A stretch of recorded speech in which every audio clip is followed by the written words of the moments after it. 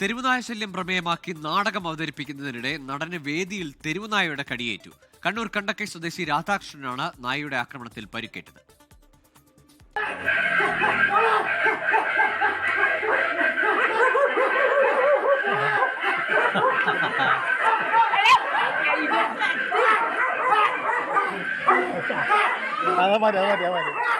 കണ്ണൂർ കണ്ടക്കൈ കൃഷ്ണപിള്ള സ്മാരക വായനശാലയാണ് നാടകത്തിന്റെ വേദി. തെരുവുനായ ശല്യം പ്രമേയമാക്കി പേക്കാലം എന്ന പേരിലാണ് ഏകാംഗ നാടകം. രാധാകൃഷ്ണൻ അരങ്ങ് തകർക്കുന്നതിനിടെ യഥാർത്ഥ വില്ലൻ വേദിയിലെത്തി.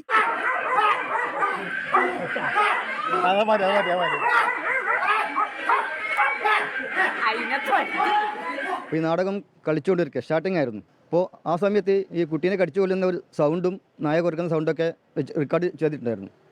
അപ്പോൾ ഇത് ഞാനിങ്ങനെ നായിനെ സങ്കല്പിക നായിയാണ് ഇങ്ങനെ ഓടിക്കുന്ന സമയത്ത് പെട്ടെന്ന് ഒറിജിനൽ നായ വന്നിട്ട് വേക്കുന്ന സൈഡിൽ തന്നെ വന്ന് സ്റ്റേജും കയറിയിട്ട് എൻ്റെ കാലിൽ പിടിച്ച് കടിച്ചു. വേദിയിലെത്തിയ തെരുവുനായ കഥാപാത്രമാണെന്നാണ് കണ്ടുനിന്നവരും കരുതിയത്. വേദന കടിച്ചു പിടിച്ച് നാടകം പൂർത്തിയാക്കിയ ശേഷം രാധാകൃഷ്ണൻ പരിയാരം മെഡിക്കൽ കോളേജിൽ ചികിത്സ തേടി. ഒന്നും പ്രതീക്ഷിക്കാതെ സംഭവിച്ചതാണ്. അതുവരെ കാണികൾക്ക് ഒന്നും മനസ്സിലായില്ല. കാണികൾക്ക് ഒരു തമാശയോ അല്ലെങ്കിൽ ഒരു ഇതായിട്ട് കണ്ടിട്ടുള്ളൂ.